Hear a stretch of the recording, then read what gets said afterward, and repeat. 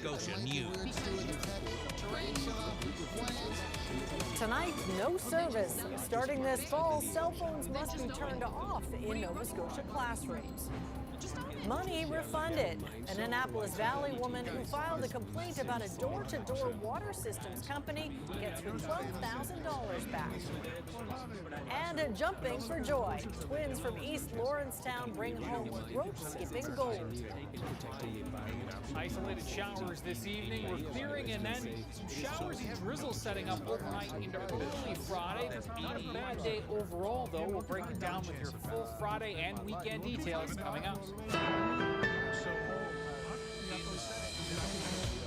Good evening.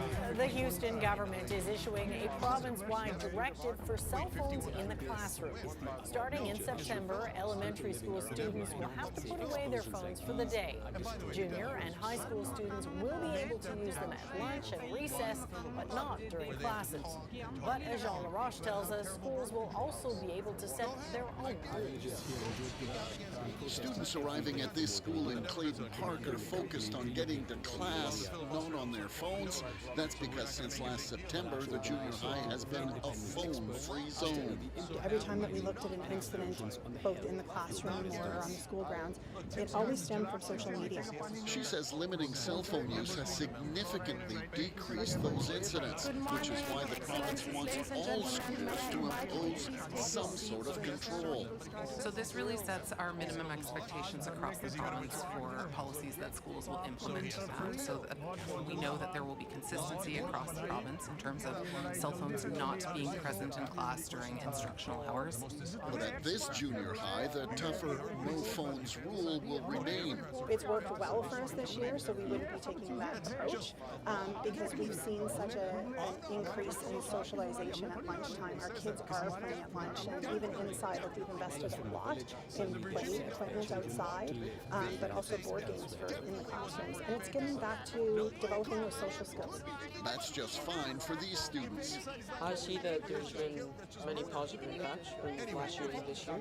I see that there's been a better classroom environment, and there's more student focus and achievement. And I also see that there has been, like, students are not on their phones all the time. They play basketball, they play soccer, they play volleyball. Even if there's no volleyball nets, they use the fence as a volleyball net. And it's actually really creative, and people, it's really nice to see them actually playing.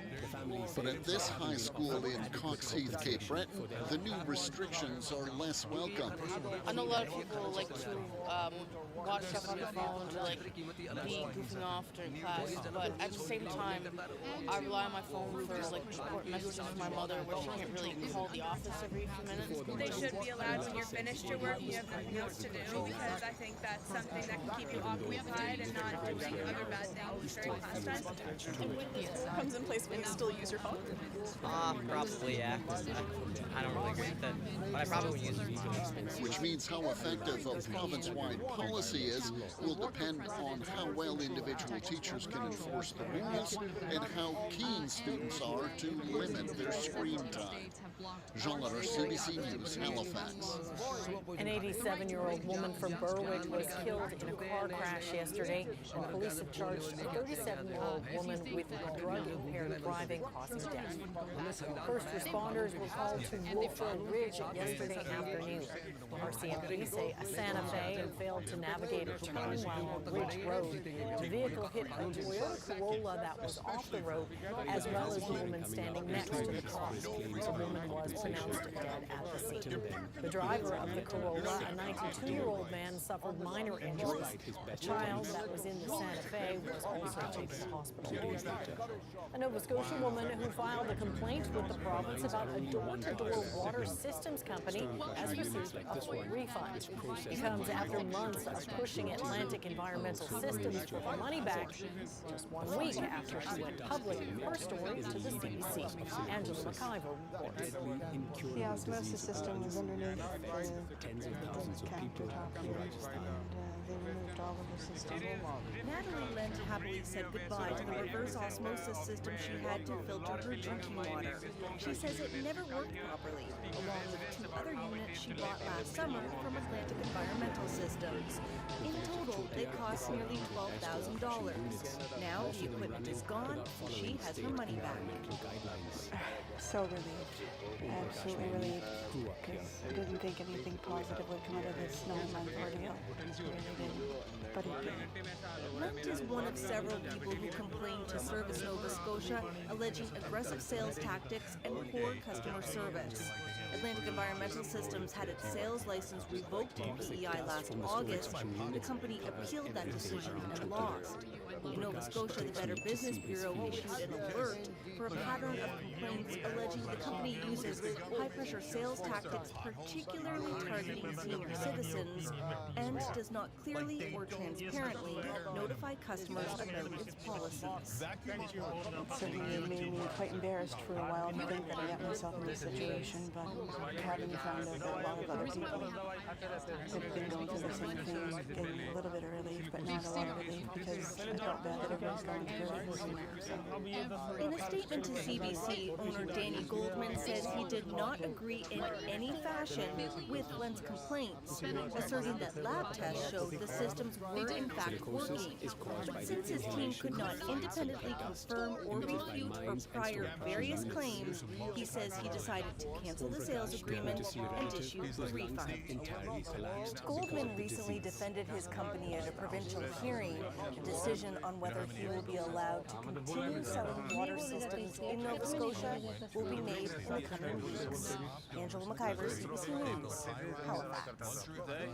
Some of Nova Scotia's biggest industrial players are looking into green hydrogen as a possible energy source, and the province is keen to help them out as part of its bid to drastically cut Nova Scotia's carbon footprint. Taryn Grant reports.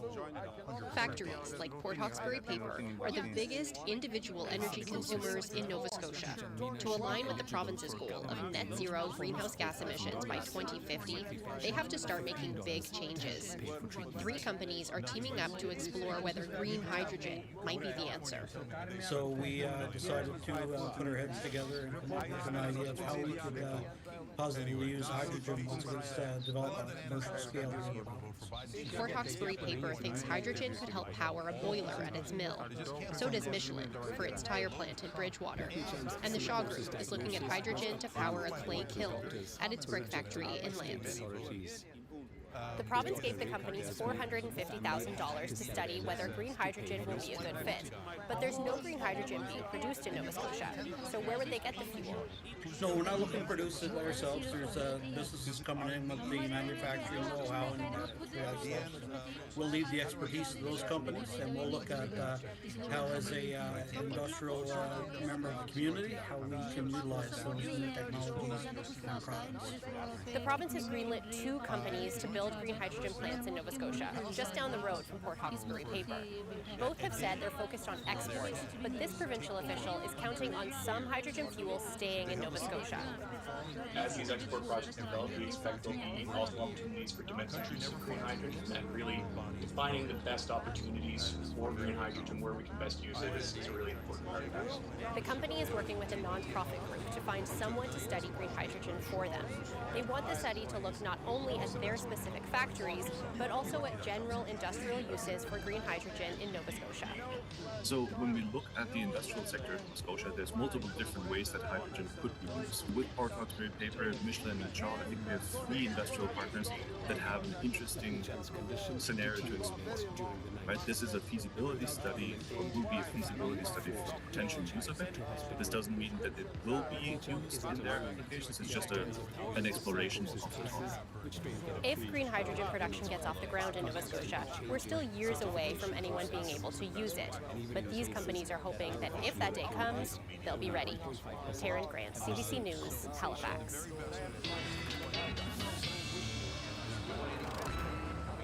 And Ryan, pretty nice night out there. Maybe good enough to do some barbecuing? Yeah, for sure. We've got a beautiful evening across Nova Scotia. It was a beautiful day, and you can see that, live shot right now, Halifax, lots of sunshine. The clouds are building in. You can see those clouds off to the west of the city, but that is not impacting temperatures too much. These are your highs for today, and you can see we were into the widespread mid to high teens across Cape Breton, high teens, low to even mid-20s across a good portion of Nova Scotia.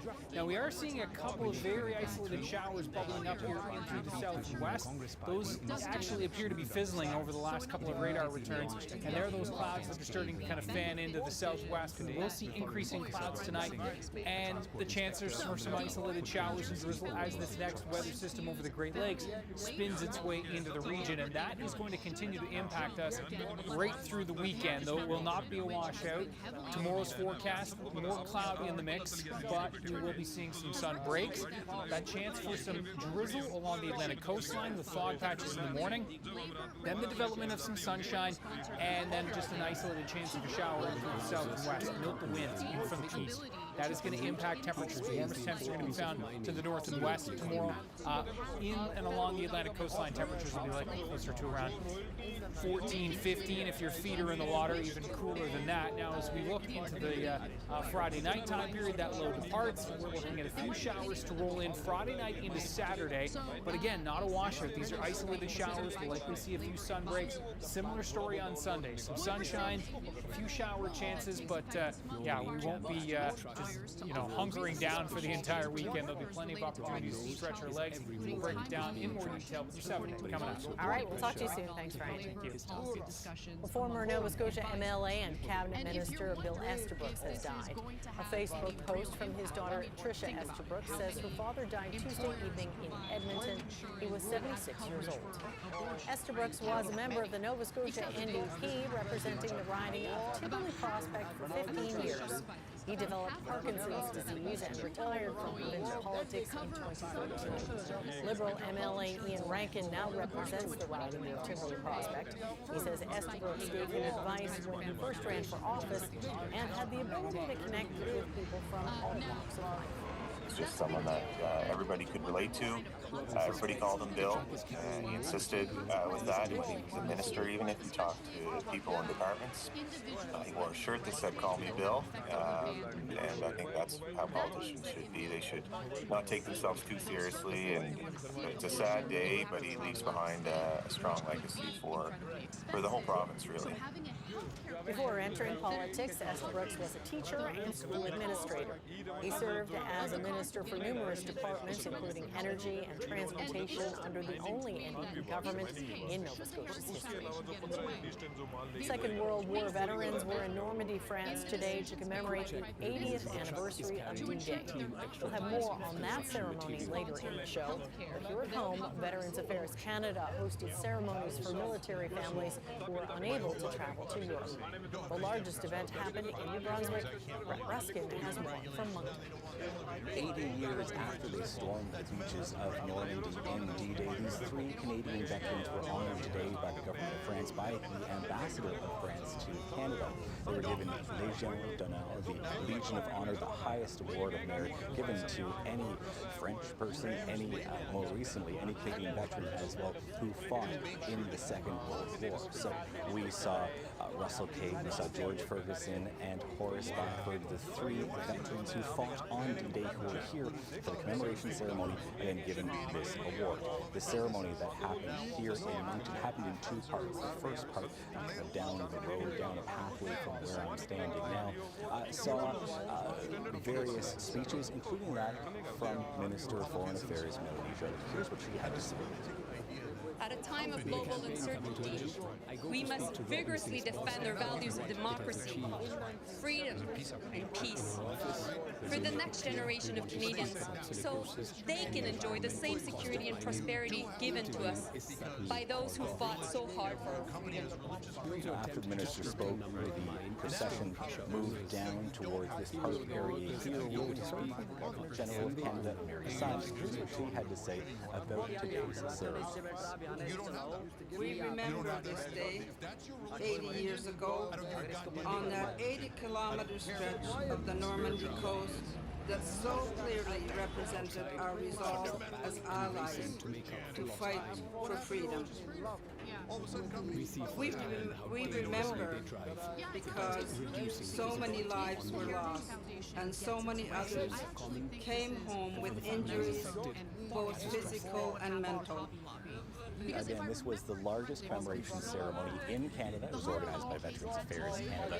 For veterans and for families who perhaps weren't able to make it overseas to the commemoration ceremonies that took place in Europe. So again, 8 decades after soldiers stormed the beaches of Normandy on D-Day, their courage and their sacrifice is being honored both abroad and here at home. Brett Rustin, CBC, Moncton, New Brunswick. A new park opened today to honor Spring Hill's mining heritage. The crowd gathered this afternoon for the opening of the Lamp Cabin Memorial Park. The mayor of the municipality of Cumberland says the building that used to occupy the site played a large role in the mining community. It was known locally as the last walk. A lot of miners would have gone through that building, dropped off their tags, picked up their underground gear, went down, and as you would know, through tragedies and disasters that happened, a lot of them never returned. And I'll talk to Murray Scott, mayor of the municipality of Cumberland, about what having the park means to the people of Spring Hill. That's our newsmaker just after 6:30.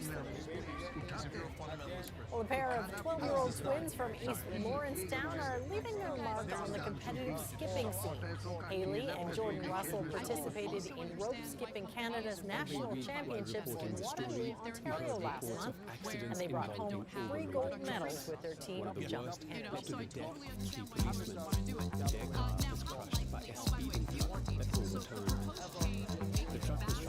It's a really good sport. If I got a choice to play hockey, soccer, baseball, or anything, like all the sports, I'd choose skipping. I love that, like, you can, like, do freestyles, because, like, in most sports, you're playing a game, not, like, where you get to choose what you do. And, like, with freestyling, you get to, like, do your own, be yourself in it, and do your own tricks.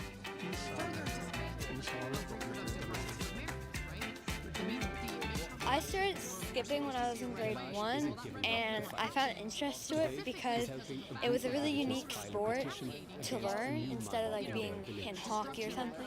My sister got me into it. She was like, you should try this. So we joined in grade 4, and we moved on to pre-competitive, and then we got to competitive, and we got where we are now.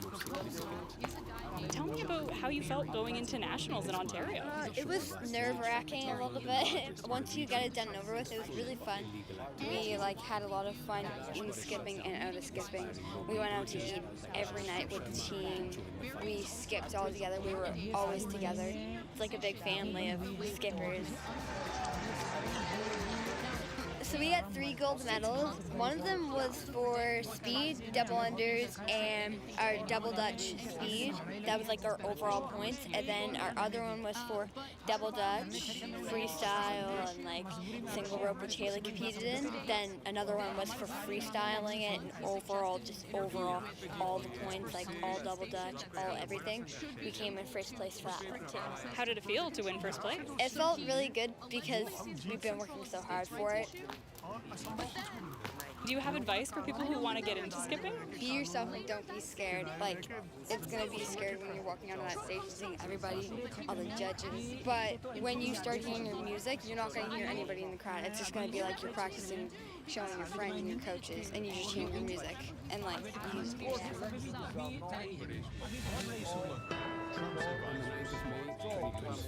Coming up, a heated hearing today at a House of Commons committee over Bill C-70, the legislation aimed at countering foreign interference. And Israel carries out a deadly airstrike on a UN-operated school in Gaza that was sheltering 6,000 Palestinians.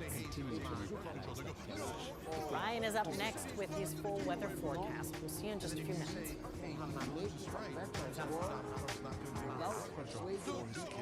A Canadian secret leader said that agents of the Indian government So go on social media, say something true about Donald Trump, and they'll yell at the top of their lungs. explorers have a call for an independent state pursued beyond India's borders. So last time the nation's alleged of eliminating critics on foreign soil. until next week, at least more logical. The Indians' thing that assassination drives them on as Al religious Jazeera. fundamentalists. It's not logical that they get to do it. And let's acknowledge that all of these religious zealots and the Republican Party at large are against freedom. The whole point of, hey, I get to control my body. I get to decide when I want to have a baby, if I want to have a baby, when I take birth control or don't. They go, no, hey, your freedom, and we're going to take it away. We only meant freedom for us. And for you guys, God damn it. That's the current state of the Republicans. That's a fact. The President recently uncovered of the assassination of President Soleimani, now entering its fourth day. A dangerous conflation between the persecution of a people and the criticism of the state is echoing across the world's newsrooms. Anti-Semitism is the hatred of Jews because they are Jews. Anti-Zionism is not about Jews, it's about Israel. We need to talk about Zionism. A listening post special on Al Jazeera. What we do at Al Jazeera is try to balance this story and ease the people who allow us into their lives dignity and humanity.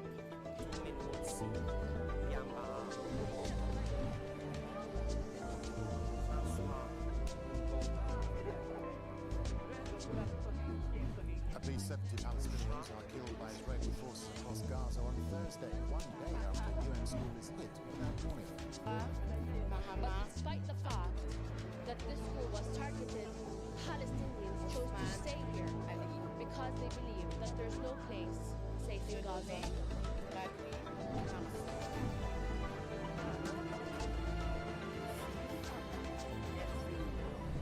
Hello, I'm Darren Jordan. This is Al Jazeera, live from Doha. Also coming up, more than 100 people are killed in Sudan's Al Jazeera state.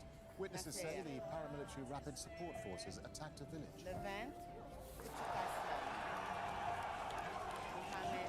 And the sky's the limit for SpaceX. There are celebrations as the giant Starship rocket successfully completes its return from space for the first time.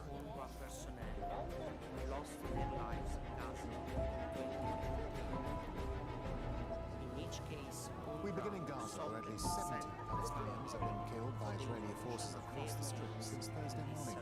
At least 5 Interesting. people were killed. It's always interesting. That is true. But make sure, for the next few days, sunglasses and an umbrella.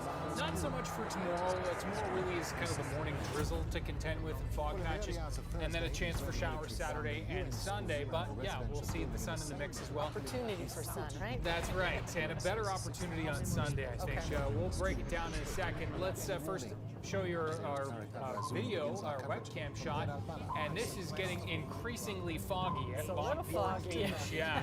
So a few minutes ago, the visibility was much higher when I loaded in this webcam. Have you ever had 50 degrees there as the fog monster rolls in along the south shore. That is going to be the name of the game through this evening. Is the fog is going to work its way inland, and especially along the Atlantic coastline, will likely be pretty thick, and that'll be the case in this morning. Temperatures, so 26 in Greenwood right now.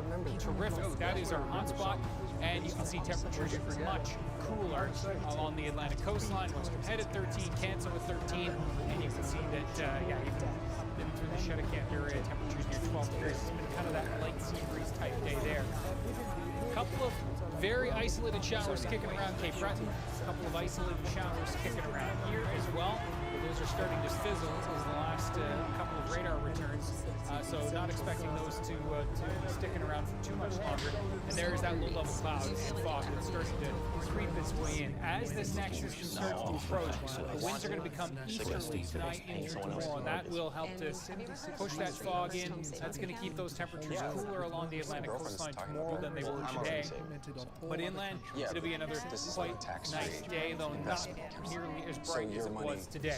This is the next low again that is swirling through the Great Lakes, and that'll fan that moisture up into our region throughout the weekend. Temperatures much cooler on the other side of that low, though we won't likely be tapping into that. And how about the heat dome that is building in through the southwest U.S.? In that case, being guilty of those charges, a third was convicted in trial. They are currently serving between 3 and 5 years in federal prison as part of the same plot that Bannon was accused of being part of. Yemeni army announces conduct a new operation against Israel by his former boss after January 6th, when Bannon proved himself to be a vital ally during the as the January solution adopted by the frequent contact with Trump in the hours before the insurrection. While certain close associates of President Trump privately expressed concerns about what would occur on January 6th, as a Palestinian American, I've had multiple family members denied entry when landing in Israel at the Ben Gurion airport and forced to go back to America. Also, when it was my first time visiting my family in the West Bank and 16 with my siblings, the IDF got there right after and drove around and sprayed tear gas all over my family's village and was standing by my grandma. the first conversation they had But you're lasted for Palestinian, 11 minutes. so you're not a From human those in seen the eyes phone of logs, that we know that the Israeli president and Mr. human. Bannon spoke again on the phone that evening at this time for 6 hours. He would say, We also know that Bannon was advisor to the how you say, security so-called concern. command center at the Willard Hotel in Washington, D.C. ahead of January 6th to plot ways to steal the 2020 election. In fact, according to journalists Bob Woodward and Robert Costa, Bannon was at the Willard when Trump called Let's hear him on some the night of January migrants 5th. owning Fox News. And to be clear, Bannon wasn't trying to hide his involvement in the scheme. In the days and weeks before January 6th, he dedicated hours of his daily podcast to the big lie of a stolen election, often dropping less than subtle hints that something exclusive was in the works. People are getting revved up, people are getting fired up, people are getting Is there a report for that claim, or are we just going by word of mouth? If it did happen, I'm sorry for your suffering. That doesn't justify it in any way. I'm telling you, he has no idea. This is the first time he's hearing of what happens to Palestinians and their families in the West Bank. Everything's down to January 6th. They had to start with Palestinian ground agency. It's incredible. This dude is going to read the bestseller article about how Israel is an apartheid, and his eyes are going to open. I know it. I believe it. This should happen to Palestinian citizens of Israel all the time. Just today, example, the police told the village of Ras Jaraba they must demolish their entire village by the end of the year. The 90 families in the village had their lands forcibly confiscated in 1969 and are now evicted by the authorities. Under the expansion of Dimona, yesterday Al-Araqi was demolished for the 226th time, just a few tenths this time, but the state is persistent in crushing Palestinian hope. And steal their money from them. Just like everyone else in the Trump world, Bannon likes to whine about vengeance is coming for the people who put him away. Not my first time. Don't support the government's actions. I also don't agree blindly with claims that are not bad. Okay. You don't support the government's actions. Do you agree that Israel is an apartheid? Well, it's been almost 24 hours. Currently occupying illegally territory that is under international. Oh, there you go. Well, then you are a defender. It's like, dude. Spring Hill's coal mining heritage was honored today with the unveiling I don't agree with Hitler as a whole. You know what I mean? I think mistreatment of gay people is a little too much for my, for my taste. Like, there you go. That's it. I'm joined now by Murray Scott, mayor of the municipality is still the apartheid. So first off, how did the idea of this party come about in the first place? That you don't believe. Amy, as you would know, the land cabin building itself was there's no argument here. There's no conversation to be had. It was known locally as the last walk. A lot of miners would have gone through that building, dropped off their tags, picked up their underground gear, went down, and as you would know, through tragedies and disasters that happened, a lot of them never returned. So, always known as a very important thing in the history and heritage. The building fell into disrepair that was done. I don't agree with the current government. I'm not restored. The building was taken down. Over the last few years, there was a lot of discussion about what they could actually do with the site. Dr. Dorothy Safford, who was what actions of the government do you have a problem with then? I would love to investigate further. When she passed away, she was down in New York. When she passed away, part of her estate was provided some finances here to the municipality, and they asked that something significant that would reflect the community and what she believed in the community would be developed here. And, as we talked about as a council and internally here with staff, we talked about this site and how we could develop that. So we decided from there that we try to do some green space where we have interpreter panels to talk about the history of the community, an opportunity, a place for people to come and just be quiet and relax and think about what this means to the community. There's an accessible tables, picnic tables here for people undercover to be able to get out of the sun and the rain if they wish. There's a well that's been in memory really of the women, the extraordinary women of this community, because as you know, the women here faced a lot of challenges as their husbands, sons, brothers went down underground, even those who were not killed. A lot of challenges for those women and families. So, and as they waited for their loved ones, they went through a lot. And then after the mines closed, the women faced challenges because there were no programs, government programs like that for them. They had to look up, sometimes looking after 3, 5, 12 children without any income. And they had to decide how they're going to do it. So the Wells for Hope certainly is dedicated. Teacher, so Arabic. It was a collective agreement, I guess, to do something here. Teacher, computer. And I have to say, I think it's beautiful. I mean, it's just very respectful of the community mathematics, and those folks that are for us. Now, the park was supposed to open last October on the 65th anniversary. Teacher, of the mathematics. Of course, killed 75 miners. Teacher, Why delay it until now? So, unfortunately, there was a tragic accident that happened at the time. It took some lives that were very close to folks who were taking part in the recognition of the 65th anniversary bump. So we decided that time to delay the opening of the park, and delay, that ceremony. So now we're in the 66th year, which will be recognized next Tuesday here in Spring Hill, June 11th.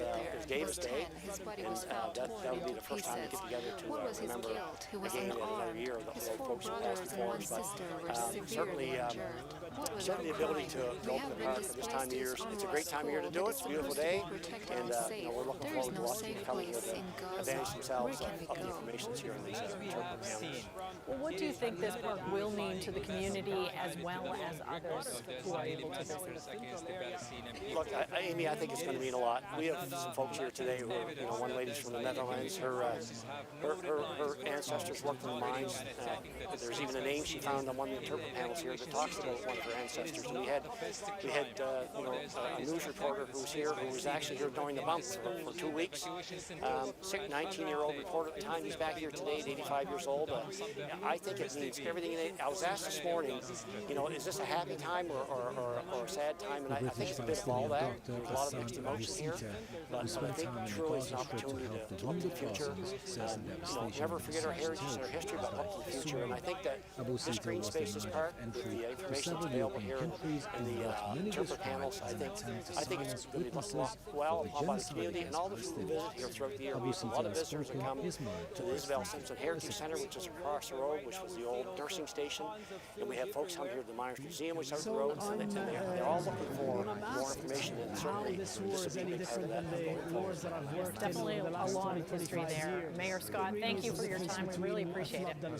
Thank you, Amy, and all the best to your listeners. Thank you for being part of this with us here today. At its heart, the destruction of the health system that found that hospitals were Coming up, marking 80 years since D-Day, Canada's role is honored during a ceremony on June 11th. else that we've ever seen.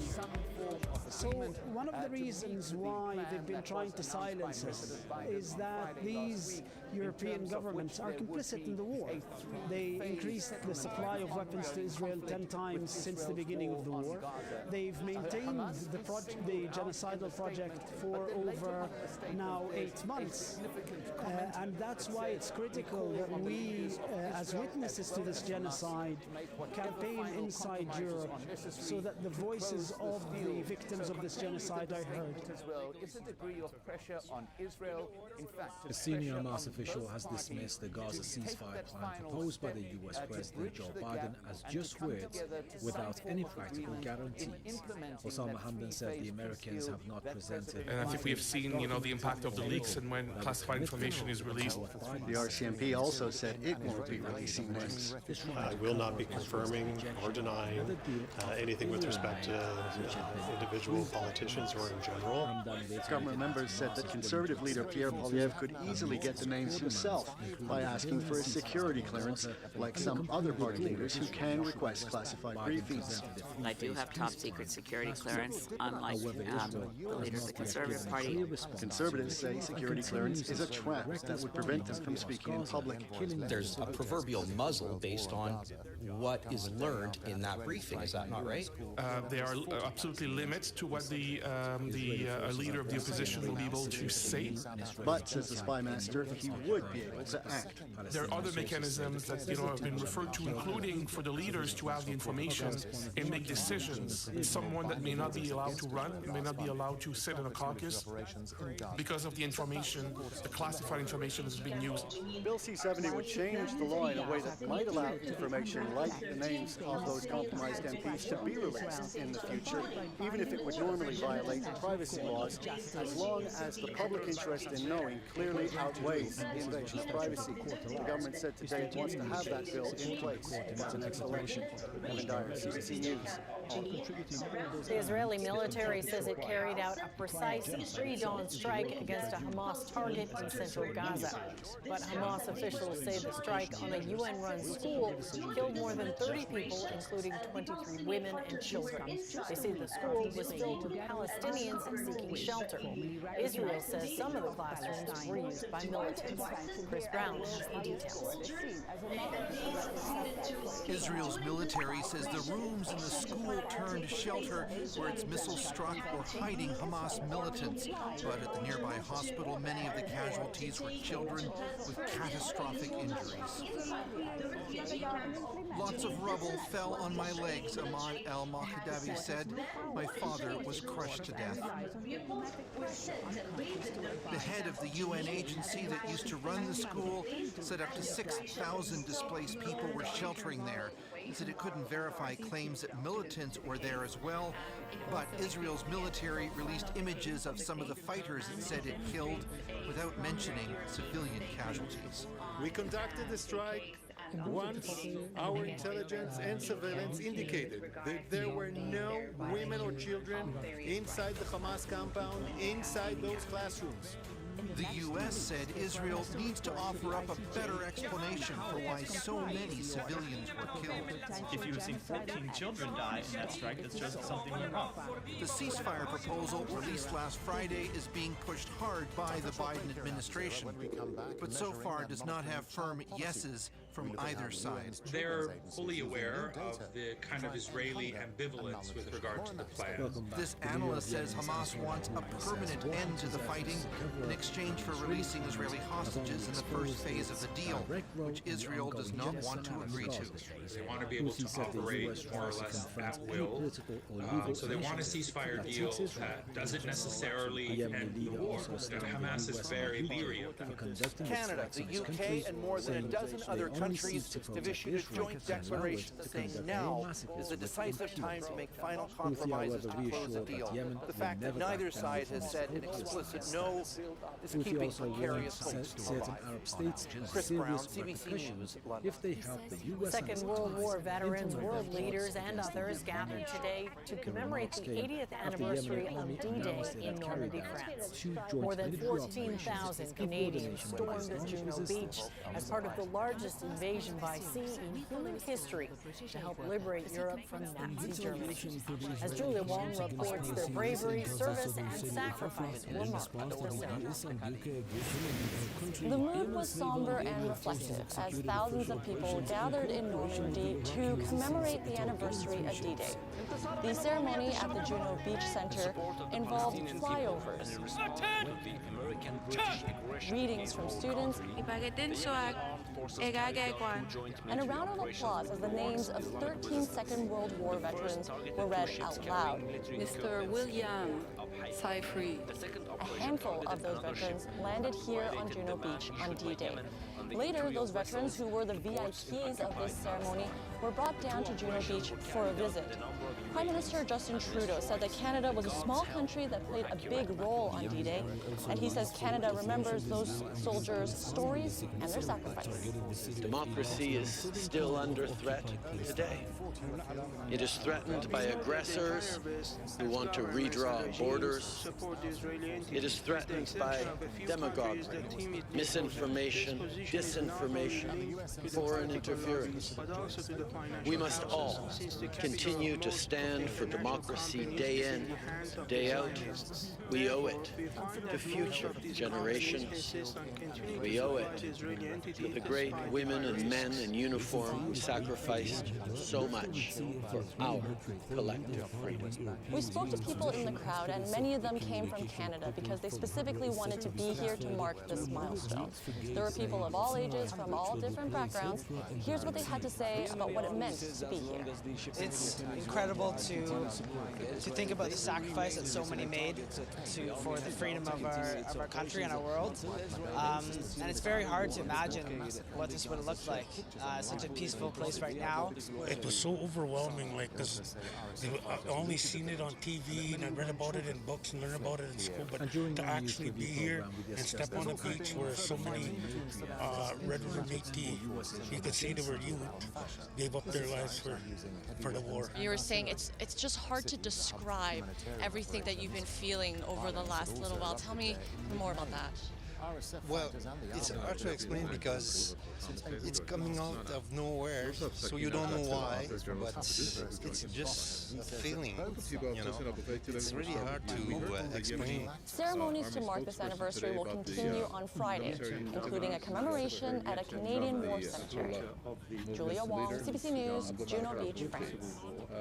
The World Health Organization has reported the first human death from a strain of bird flu known as H5N2. Up until now, H5N2 has never been found in humans. The victim was a 59-year-old man in Mexico who had underlying health conditions but had no history of exposure to poultry or other animals, the health agency said. It's unclear how he became infected, though H5N2 has been reported in poultry in Mexico. This is a different strain of bird flu than H5N1 that has sickened dairy cows and infected people in the U.S. They look scary with their big, brightly colored bodies and 8 long legs, but Juro spiders are not as dangerous as they look. Experts are nevertheless concerned about the spread of this invasive species across parts of the U.S. They don't think they'll invade Canada anytime in the next few years. Chris Reyes looks at what the fuss is all about. Just by the look of it, a Juro spider will grab your attention with its tennis ball yellow stripes, 4-inch legs, and when they're babies, their ability to move through the air, covering several kilometers like they're flying. Rassi, the owner of NJ Pest, explains. They are able to use their silk to make almost like a parachute to be able to harness the wind's energy to float and travel in those means. And that term is called ballooning. They're not poisonous to humans, but they are predators that can disrupt food webs and the ecosystem. We have 2 right there. We have 1, 2, 3, 4, 5, 6, 7 over here. That's just one Georgia homeowner showing them off in his backyard, along with a makeshift contraption he built to try and get rid of them. We've been fighting these things for years, trying to figure out how to kill them. The Juro spider arrived in the southern U.S. more than a decade ago from their native Asia, and the concern ever since is that they'll spread to the rest of the country and beyond. So far, Sieb hasn't received any calls about the creatures, but he did write a blog earlier this year to warn his customers about them. For whatever reason, my blog article is blown up with all this attention regarding the Juro spider. What is the one message that you want to get to the public now that it is hitting headlines and people are watching out for them? So can it bite or sting you? Yes, it can. Is it enough to puncture our skin? Maybe.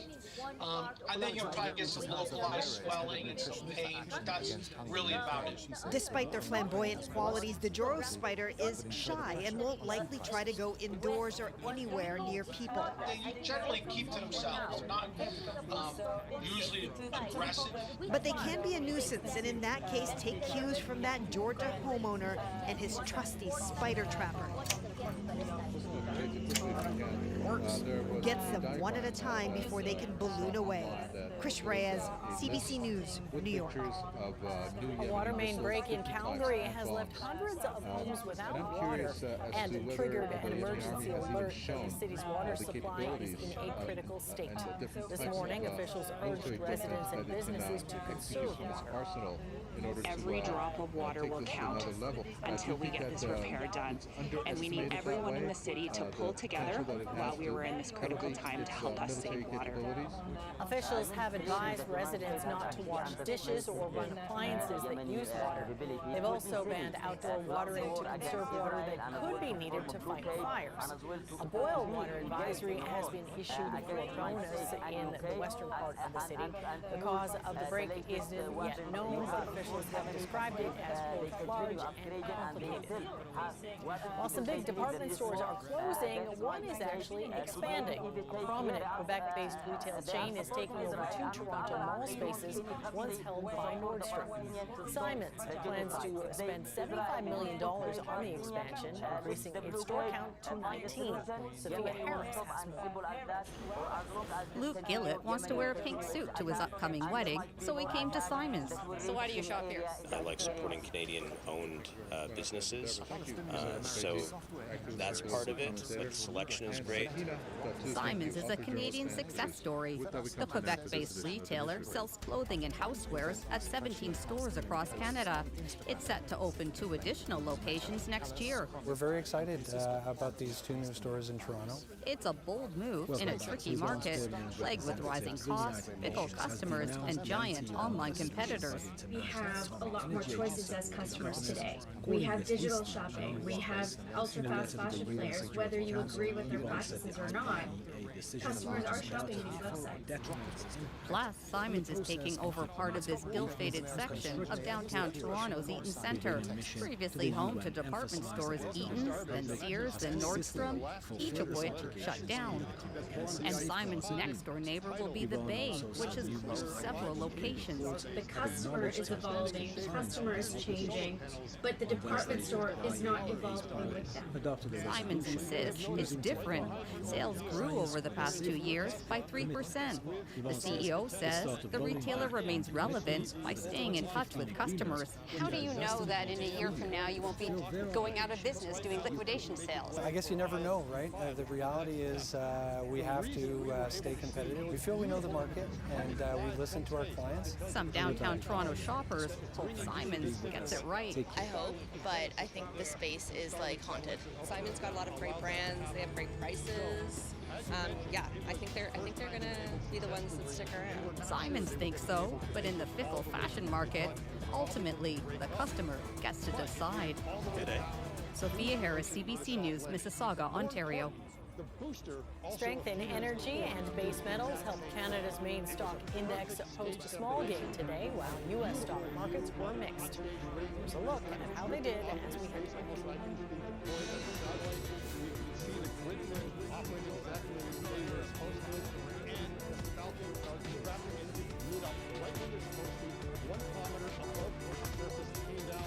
and I was on a boat with some SpaceX engineers, and one of them said it did a flex. It was like just doing a power hover right over before it dropped in. They were so ecstatic, they believe that probably IFT-5, they're going to be able to catch it on land this time. There's a strong possibility. And the reason that's possible is because of what's behind me here right now. As you can see, these are the buildings of the build site. And what you might see behind me right here right now are the new orbital mount that they're building. So you can probably see those sections there. You might even see a red heart on one of them. And if you read the red heart, it says stacked here. They cannot wait to bring this thing out to the new orbital mount site. Now, why is that important for IFT-5? Do you know why? They want not just redundancy, but what they would like to do is they're probably going to launch from orbital mount 1, because all the critical infrastructure is there, the tank farm and everything is there. And if things go wrong, you could have a big mess to clean up. So they're going to build a second mount further away that's just there to catch the booster or when it comes back. And so if something goes wrong, it's not going to be disastrous to the program. So right here, this this is what's going to limit when that's going to happen. Is it going to be in 2 months? Is it going to be in 3 months? We don't know, but that is possible. And the Chinese space probe carrying samples from the far side of the moon is on its way back to Earth. Chinese 6 landed on the moon on Sunday on the side which permanently faces away from Earth. It's only the second probe to have done that after another Chinese mission 5 years ago. All right, that's it from me, Darren Jordan, for now. The weather is next. An inside story will examine the election politics behind US President Joe Biden's plan to turn back asylum seekers at the southern border with Mexico. That's it. Stay tuned. Thanks for watching. Bye for now.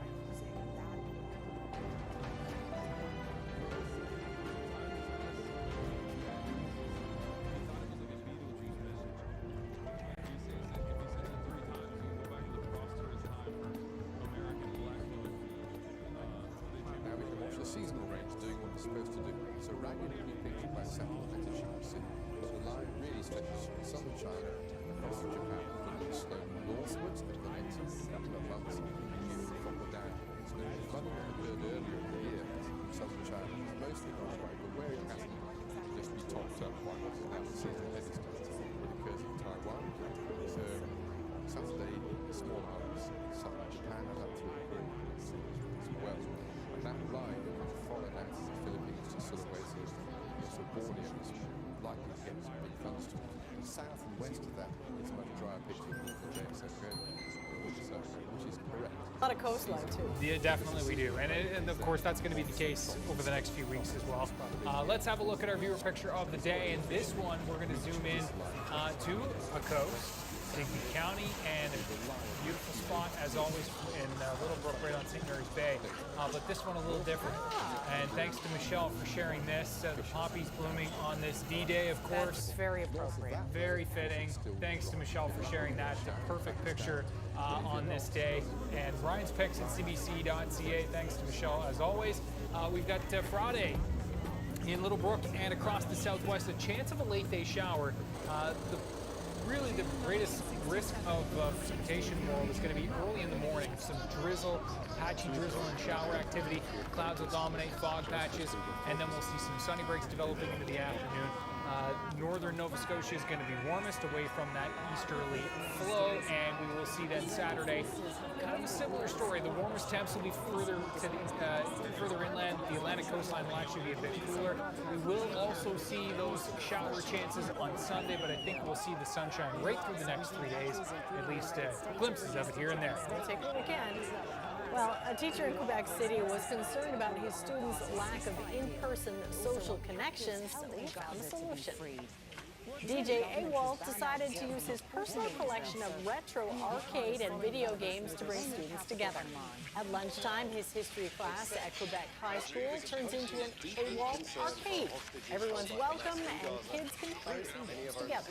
AWOL says he was struggling at break time, seeing some students isolated and glued to their cell phones, but now the students have a space where they can do things together and take part in some friendly competition. That looks like fun. Little throwback there. Yeah, definitely. And that's it for us tonight. Thanks so much for watching. We'll see you next time. Good night. Releasing our citizens. We note that this agreement would lead to an immediate ceasefire and rehabilitation of Gaza, together with security assurances for Israelis and Palestinians, and opportunities for a more enduring long-term peace and two-state solution. At this decisive moment, we call on the leaders of Israel as well as Hamas to make whatever final compromises are necessary to close this deal and bring relief to the families of our hostages, as well as those on both sides of this terrible conflict, including civilian population. It's time for the war to end, and this deal is the necessary starting point.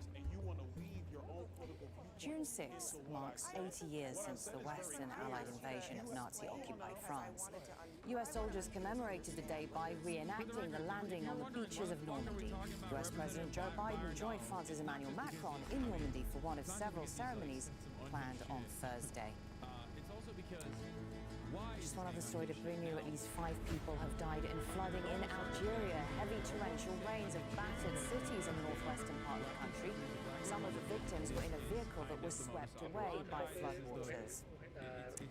Well, those are the headlines. Sal will bring you more on all of those stories in the news hour. That's coming up in 25 minutes' time. I'll see you then. We now go back to the program report.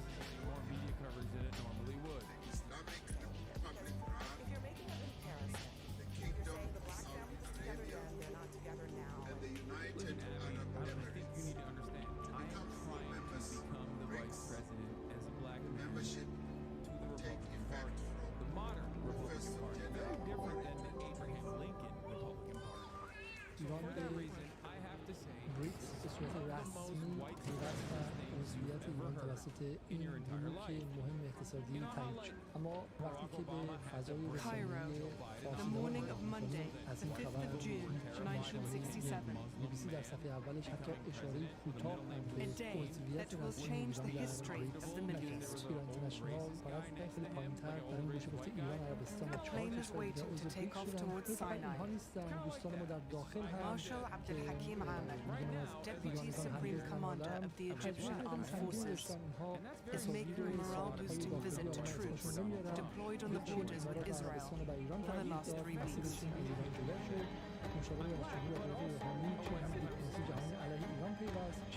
But this Egyptian show of strength was put to good use by Israeli media.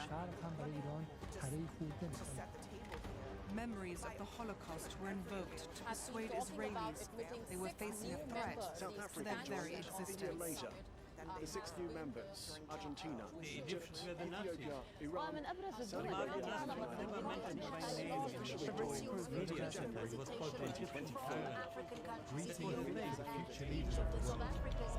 In Washington, U.S. President Lyndon B. Johnson issued a stark warning to whichever side would start the war.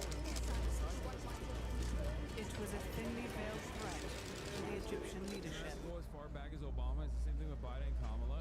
Yes, a role reversal of the Obama-Brandon camp with the Biden-Kamala camp. لو سمحنا لإسرائيل بأنها تقوم بالضربة القائد القوات الجوية اعترض وقال أنا لا أقبل هذا الموضوع. Less than 2 months had passed since the president's trip to 3 African countries, namely Kenya, Uganda, and Zimbabwe, when he took a new trip to another country in the continent, this time to South Africa.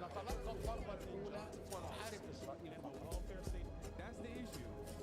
South Africa is located In the fact, southernmost Israel, part of the though mysterious apparently the continent, underdog, vast coastline was far more between the prepared for Indian war and Atlantic than any Oceans, of its Arab land of opponents. gold and diamonds.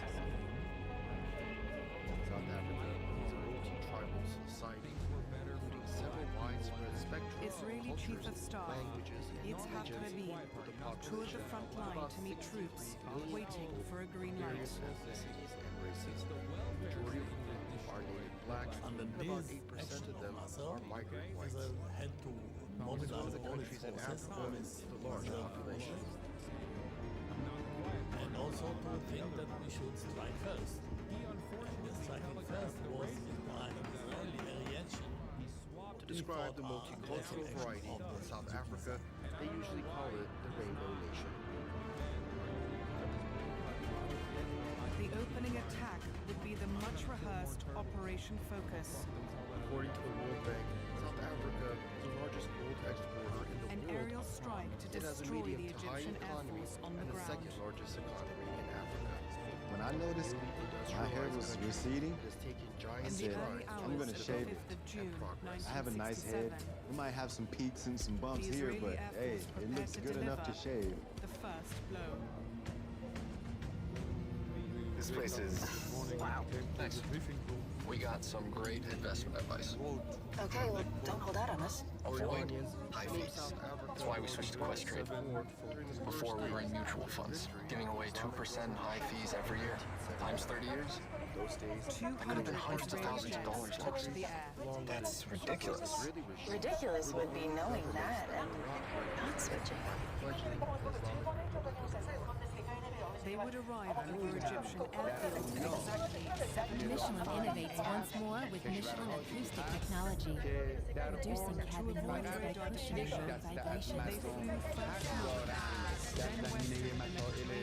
Michelin, motion for life. Party and the Republican Party of today are ideologically not what they were during Jim Crow. You know that, Congressman. So to suggest that, you know, the Democrats of 1920 are the same ideologically as the Democrats of today is inaccurate. So just, you can continue, but I don't. That's not totally true, Abby. And I think if we want to have that conversation about the policy positions between Republicans and Democrats, we can have that conversation.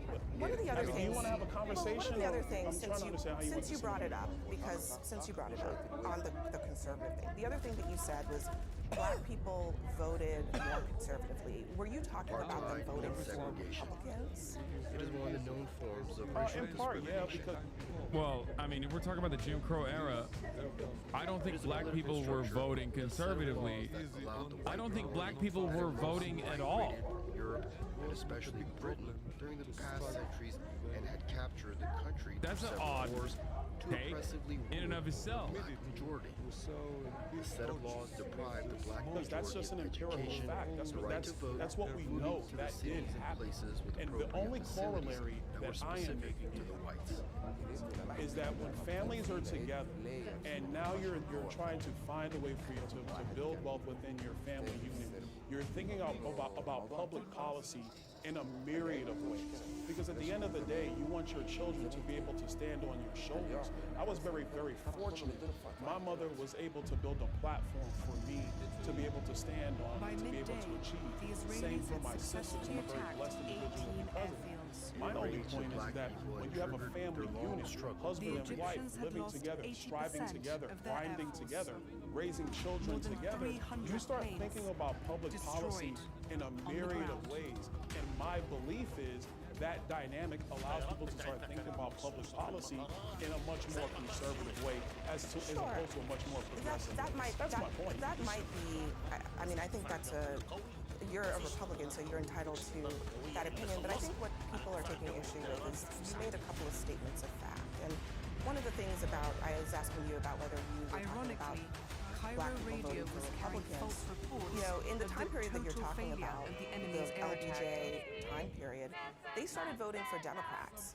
And the reason is because of civil rights, because a Democratic president was passing bills that gave them rights. The Voting Rights Act, the Civil Rights Act of 1965,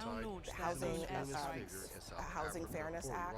So are you, I mean, do you acknowledge that when Democrats,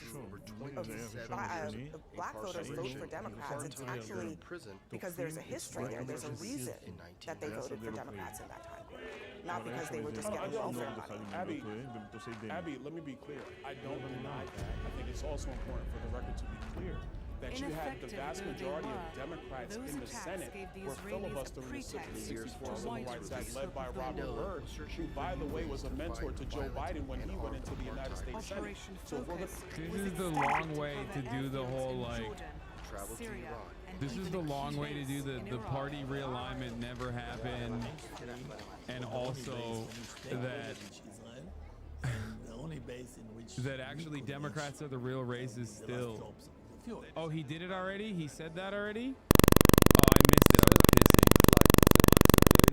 I was pissing. Yeah, no southern, no shifts.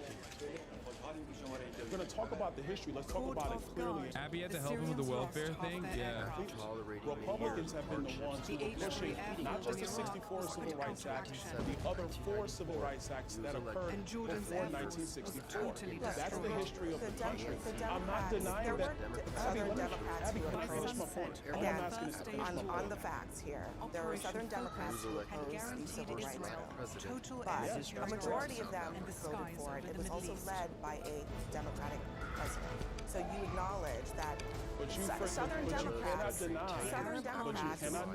recruited into the Republican Party in the time period after that. So when you talk about this, you just have to acknowledge that there's been a switch happening in the two parties. It's not the same today as it was during Jim Crow. And so when you say that black people voted conservatively, that actually doesn't really tell us anything. It just tells us that they voted for the Republican Party, which is a different thing than it is for today. Are we also going to acknowledge that how the 64 Civil Rights Act actually got through the U.S. Senate was because of also the leadership of Senator Everett Dirksen, who was the minority Republican leader in the United States Senate at that time. You have to acknowledge that. So I think if we're going to talk about this, we have to acknowledge all of the history that went along with it. And I think that's a good thing. We should have that historical conversation. I wasn't suggesting that congressional Republicans necessarily were the stumbling block for any of this legislation. All I'm saying is that when you ask why do black people vote for Democrats, you have to acknowledge that that is one of the main reasons. I want to just ask one other thing, though, Congressman. It's striking to me that this conversation about the family, about who is the recipient of government benefits, about who was affected by Lyndon B. Johnson's Great Society, why is it that that conversation only happens to black people? Great question. Are you perhaps saying that it's the same as the culture argument, by the way? Is there something in the mind of the black American that somehow the welfare apparatus targets differently than the white American? Is there something in the black mind that you're implying is different than the white mind that is impacted by rap music? Because racists love saying, no, it's just a culture. It's not. It's a culture thing. It's a cultural difference. That's why black people are violent or whatever the fuck. And it's like, well, more white people listen to rap music than black people. What's that about? White people are on welfare. When white people are recipients of these programs too. When white people have broken families as well. Why is this a message that is always directed at black Americans? I didn't say that at all. I think that's what you're insinuating. But let me. I mean, that's what you did. No, he did say that. You said exactly verbatim those words. Fuck you mean you didn't say that? You literally did.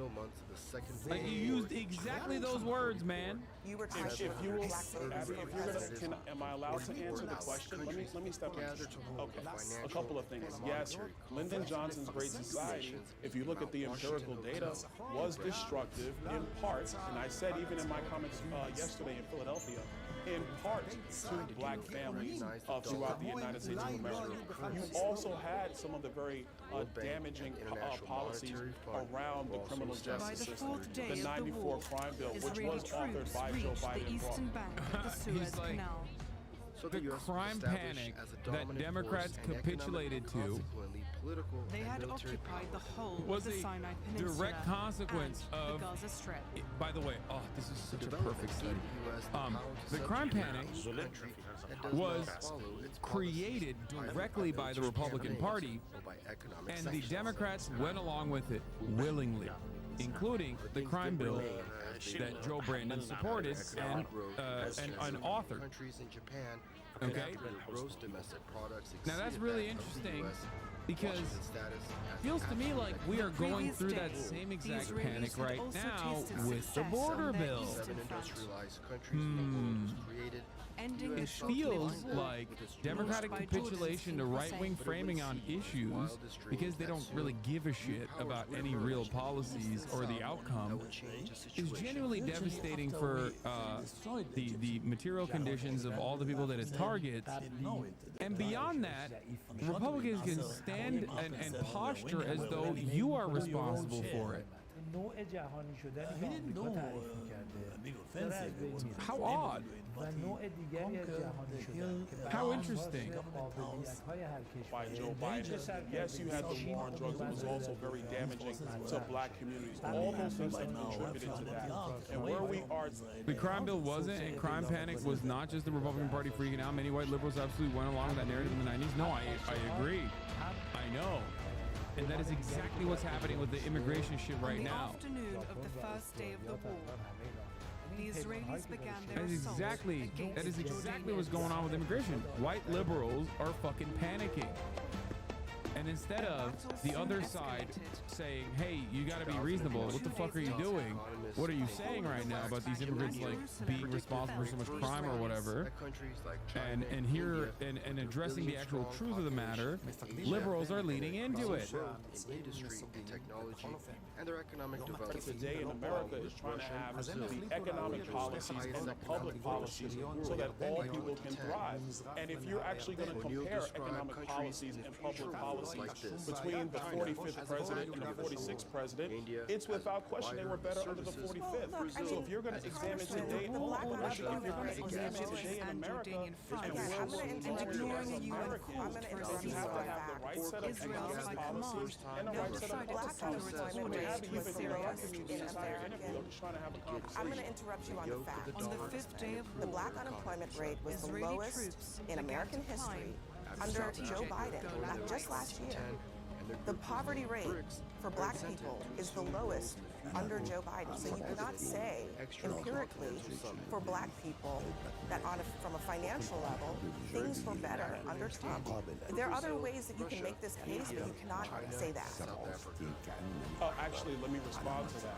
Because the economic reality is that even though unemployment might be lower, wages adjusted for inflation, which is the true measure of getting ahead in America, that has been bad under Joe Biden. It was significant. Wow. But on the sixth day of the war, Republicans become so fucking woke. Radio made an unexpected This guy is a real Marxist-Leninist over here. When Joe Biden is the president, it's crazy.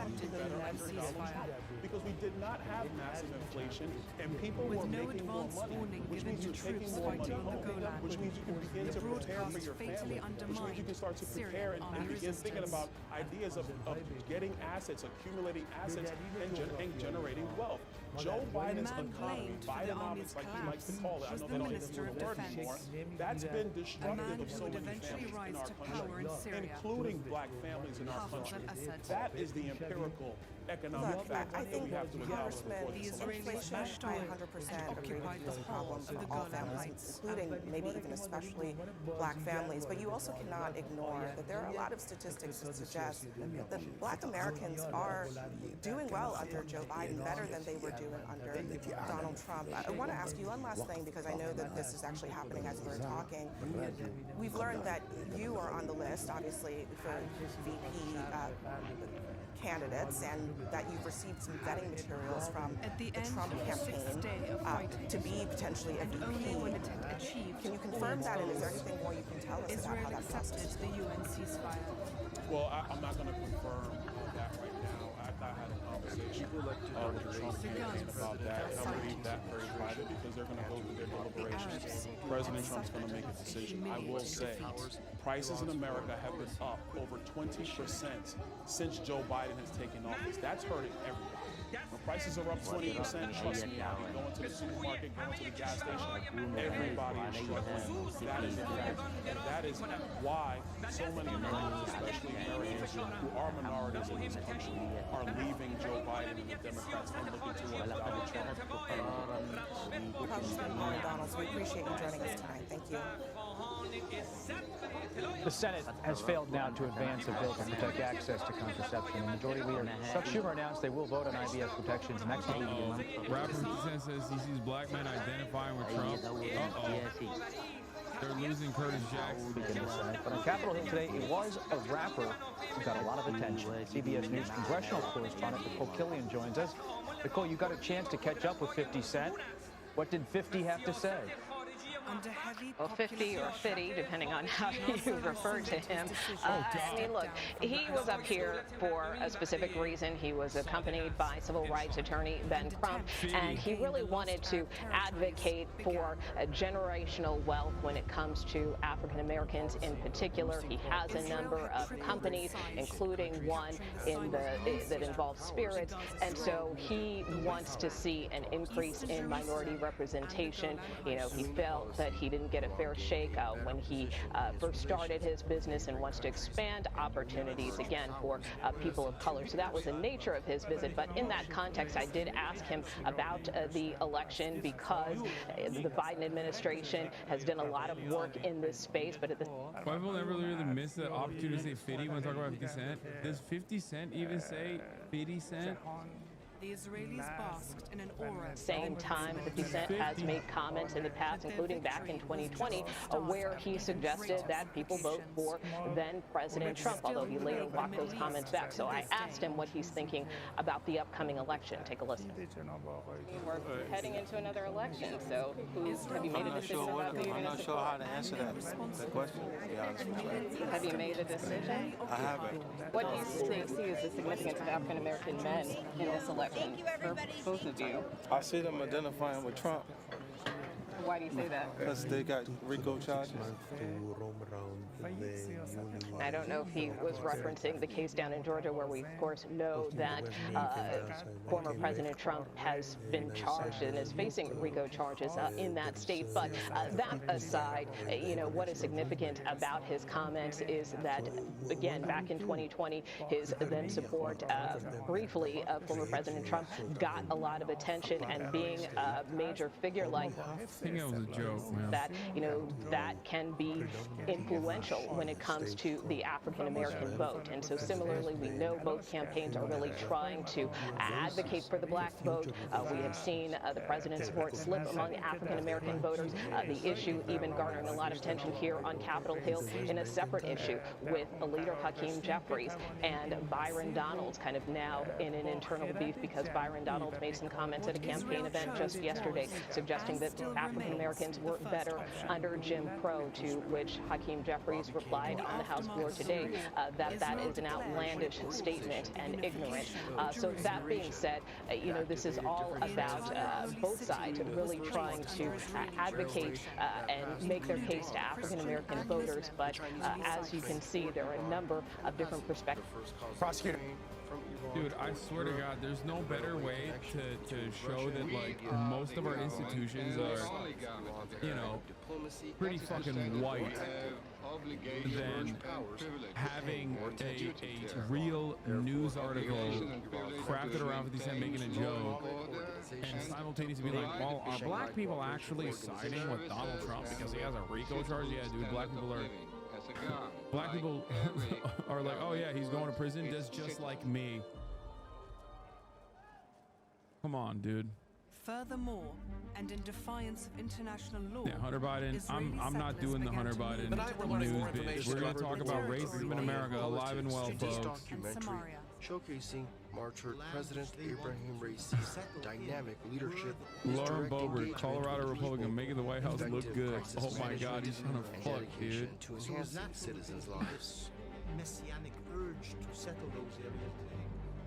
Embark on a journey through governance. What movie did you guys see? Community development under his guidance. Settlements were placed there, and this has made things much more complicated for peacemakers. Tune in to be inspired by his transformative vision. In addition to the West Bank, settlements were shooters spreading shoot. in the Gaza Strip, Okay, shooters Sinai, fucking and shoot. on the Golan Heights. Sometimes you gotta say some stuff. And as the Israelis tightened their grip on the occupied territories, it became clear they had no intention of returning them.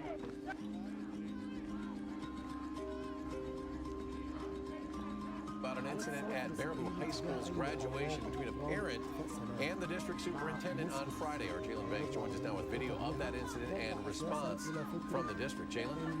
Eric, in the video you can see a parent approach the stage, grab the superintendent, Rainey Briggs, and move him out of the frame before what is believed to be the parent's daughter being able to shake the hand of the superintendent. The video continues and you can hear Briggs say, "Get off me." You can see individuals take the stage, escorting him off, and multiple people moving the parent off the stage as well. And comments on social media say the parent did this in protest of how the superintendent and the district handled bullying incidents related to his daughter. In a statement from the district, they say, "Our primary focus remains on celebrating the achievements of our graduates." So wait, what was it? Was it because he's black, or was it because he thinks that, like, Of the vulnerability party, it thought it had conquered forever. I thought it was because he's racist. 1967. This is from the same school that had those students doing a Nazi salute. Wait, what? Same school district is disgusting photo happening. America needs to get on the German grindstone when it comes to denazification. Yeah, Germany didn't really denazify. A MAGA parent ruined a high school graduation ceremony after assaulting the black superintendent that prevented his daughter from shaking hands with a black man. Bro, are people actually this racist? Like, this kind of shocks me. Like, I mean, I know people are racist, but like, this is like fucking comical. You know what I mean? It's like it feels like, how do I describe it? How do I use the right terms here? Like, there's something off about it. Normally it's just like, when you're that racist, you just do like hate crimes and stuff. You don't just like strap up and stop this one handshake. We are troubled by a series of heavy-handed steps taken to disperse and dismantle. Bro, people get killed just for being black. There isn't a bar that can't be cleared. No, that's what I. But like that part is the regular modus operandi. But there's like, there's something almost like comical about the fear that this man has. If it is directly a consequence of him straight up being like, no, a black man can't touch my daughter's hands. They continue with, we want to ensure that the significance of this milestone and the hard work of our students are not overshadowed by this unfortunate event. The evening celebrated their accomplishments, and we are incredibly proud of each of them. Now, the incident is still under investigation right now, and I'm still working to learn if the parent is facing any criminal charges or consequences for his actions. As soon as I learn and we learn here at News 3, we will update it online at channel3000.com. Now it's the student protest for Palestine being met with military. This is from 5 years ago. It's the same school board. 10. It is a prom night photo to remember for all the wrong reasons. Teens appearing to make hateful gestures, including the Nazi salute. Now this photo of Baraboo. Yeah, this shit was crazy, bro. Trump was like, the Trump era really got people going wild with it. You know what I mean? They were just like straight up like, yeah, no consequences, YOLO. And to be fair, what consequences came out of this? Like, I'm sure all those guys are still working at their parents' car dealership. You know what I mean? People pay attention to what goes on here, and Al Jazeera is very good at bringing the news to the world from here.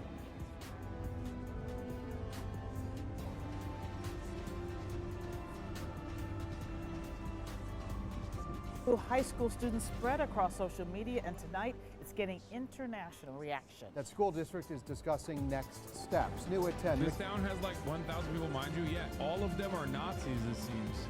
1,000 people, every single one is a fucking Nazi.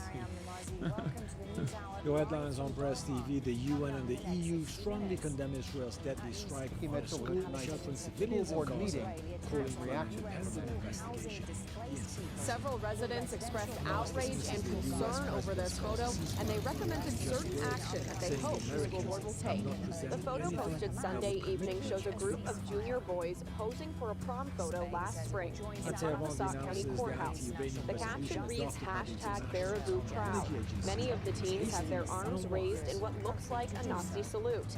It has sparked outrage among some people living in the small community. I grew up knowing that Nazism was wrong, and I don't see how they could get this far in their education and not know that.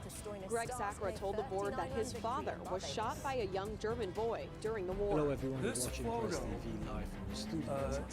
is a demonstration of an absolutely Dozens of Palestinians have been despicable killed. attitude. One teen in the photo didn't raise his arm. He said he was unaware of what was happening. If I knew what was happening, I would not have been in that photo at that time, because I don't believe that is right. A group of people met at the Sauk County Courthouse today to take a different photo, one with the symbol for love. This is not representative of the Baraboo community. Karen DeSanto is the executive director of the Boys and Girls Club of West Central Wisconsin. She says she's worried about the boys' seen in that photo, and she told the board they are going to need support. Before the pandemic, my only experience with fermenting food A few community members said that they hope the district will provide additional education on the Holocaust. The district did not take any action tonight, but it did say that it's investigating this photo. Reporting in Baraboo, Ricky Mitchell, today's TMJ4. The Israeli attack took place on the Al-Sadi school near the Naseba refugee camp in central Gaza, which I want to know more details about this parent. Like, I want to know what he claimed was the bullying that his daughter withstood. Was it anti-white racism? Is that what he's going to say? Because I feel like he's going to be anti-white racism. 8 people, most of them women and children, lost their lives in Israeli airstrikes on the southern city of Khan Yunis. Do we have the actual audio in the video itself? Israel's genocidal war has claimed the lives of nearly 36,700 Palestinians in Gaza, mostly women and children, since October. More than 300 education centers have been destroyed. Get away from me, bro. Hey, go. You need to get, hey.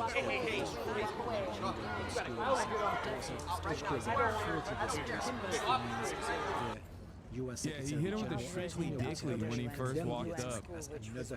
This is not scrumdiddlyocious behavior, sir. You better get away from my daughter. He also urged accountability for everything that has happened in Gaza. You need to stay away from my daughter, please. Joseph Burrell called for an independent Hat too tight with the Oakley on it. You know my guy's at least at level 250 racist. Yeah. The Oakley is just like immediate clap, dude. It's like it's basically the modern version of the clan robe. UNRWA chief Felipe Lazzarini confirmed that the deadly strike came without You're about to witness my Strictly Dickly. Israeli rights groups Oakley neighbor called the attack a suspected war crime. They said the killing of civilians has become an unavoidable result of Israel's onslaught on Gaza. The floor, on their witness my Strictly Dickly. Their clothes. Please Our correspondent Moti Abu Musabeh has talked to some of the Palestinians affected by the deadly Israeli strike on the UN school in Gaza.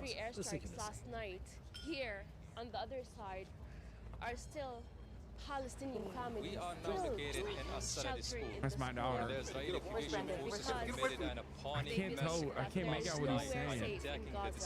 That's my daughter. 82 Palestinian civilians, mostly women and children, were slaughtered while they were sleeping. That's my daughter.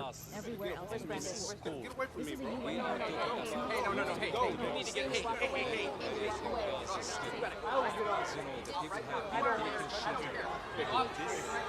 I love that she still flips the tassel. She's like, well, it's still graduated. You know what I mean?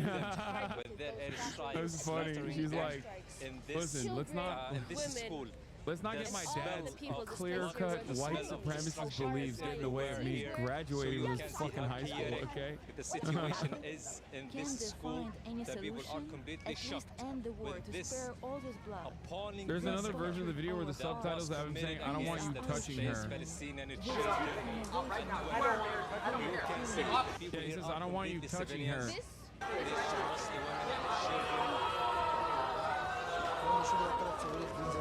3 missiles hit this building. It was crowded with children. As you see, the destruction is massive. Over 30 civilians were killed. Many of them were cut into pieces. Moments ago, I found and retrieved pieces of the children's dead bodies. This is how the situation looks like in this place that was subjected to that investment. We can see how the Palestinian people were cut into pieces here, mostly women and children. The smell of death is unbearable here. It is overwhelming. There is no any military scene in this place. Everything leads to the civilian people. No. We can see Yo, here. what's up with the fucking... What is that? We can see here some clothes. We can see everything was laid to ruins. Tonight from Normandy, France, in the shadow. Thanks God. Where's Brendan? My nephew was over there. He was 10. His body was found torn into pieces. He was killed. He was unarmed. His 4 brothers and 1 sister were severely injured. What was our crime? We have been displaced to this UNRWA school that is supposed to be protected and safe. There is no safe place in Gaza. Where can we go? As we have seen, it is another defining adventure. What may be their final trips to the place that changed them forever. It is another. All right, let's keep going with these great grads. Militants kills more civilians. They want a ceasefire deal as necessarily end the war. Hamas is very leery. As many retailers focus online, a Canadian brand doubles down on bricks and mortar. We feel we know the market and we listen to our clients. Why Simon says expansion is the right move. This is The National with Ian Hadamansing and Chief Correspondent Adrian Arsenault. Thank you for joining us. I'm here on Juno Beach. Behind me, Canada House, where the liberation of Western Europe from the Nazis began. Seized by Canadian soldiers who stormed this beach exactly 80 years ago. A victory that came at a terrible cost. The Royal Body added that food and health systems in the Blackwater territory. A local tradition here at this beach on this day is to go into the water at dusk and release flowers to mark the lives of the soldiers who plunged in, charged forward, but never made it past the beach. Today in Normandy, all those decades later, leaders honored the Allied veterans whose bravery altered humanity's deadliest war and helped reshape the world.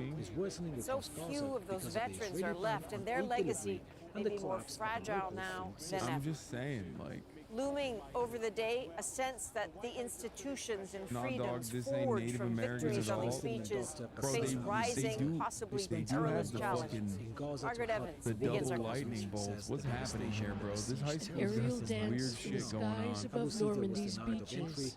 World War II era bombers and sleek modern formations sweeping the coastline in a mingling of past I guess it's and the present. Thunderbird. That's why those are thunder. They were part of commemorations on all 5 D-Day beachheads, including Juno Beach, where the Canadians landed 80 years ago. Charles Davis was 22 when he hauled ammunition ashore 4 days after the initial assault. Today, he's 102. His favorite moment from the ceremony, meeting Prince William. He said, "What did you do when you landed on the beach?" I said, "I got the hell off as quick as possible." 13 Second World War veterans from Canada are being honored. Our way of life I remember the students in the front of the crowd that this happened by dad was saying accident. absolutely unhinged It shit. won't continue without effort. Democracy is still under threat today. That was a The warning mascot carried name on is the wind Stormfront? by Stop. world You're leaders, wrong. a reminder that there is war again in Europe. The autocrats of the world are watching closely to see what happens in Ukraine, to see if we let this illegal aggression go unchecked. We cannot let that happen. The historian Timothy Garth-Nash, whose father also landed on the beaches, says Western nations must not fail Ukraine. So for me, one of the big news of This this is not happening right now.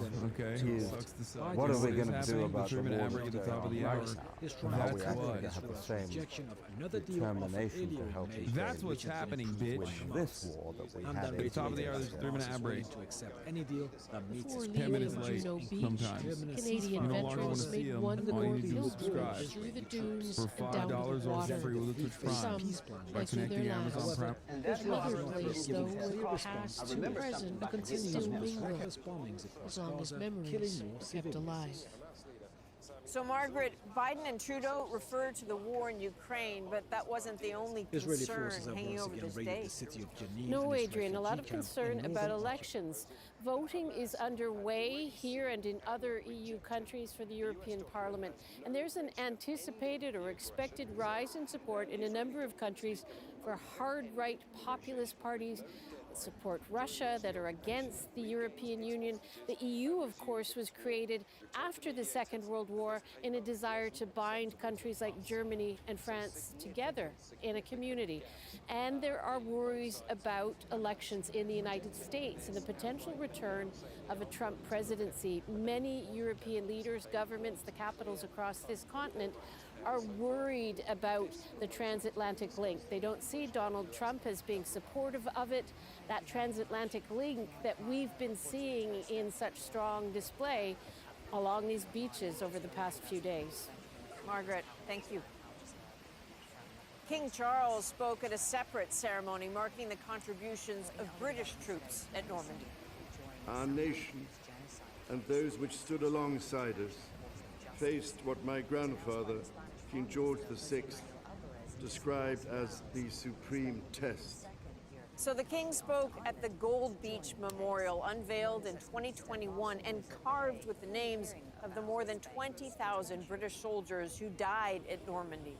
Recently diagnosed with cancer and slowly returning to public duties, the King noted that it was his 7th D-Day event over the past 40 years. Well, the solemn commitment to remember this day that you heard from many here in France was echoed at Canada's National D-Day ceremony in Moncton, New Brunswick. Kayla Hounsell has that scene. Oh, dear. At 100 years old, retired Sergeant Russell Kay says this day may be the last he stands at attention. As he gets ready, he reflects on the day he stormed Juno Beach. We were still away out in the water when I knew what was going on. There was bombs, there was shelling. I waited and the same as the rest. Kay joined the Canadian military 2 days after his 18th birthday. He went on to serve for 3 decades, becoming highly decorated. His son and grandson served in Afghanistan. He's done everything he's supposed to do for his country, and he's done it in spades. So I appreciate him each and every day. At the age of 95, he went back to Juno Beach, and it all came flooding back. He couldn't make it this year. Instead, honored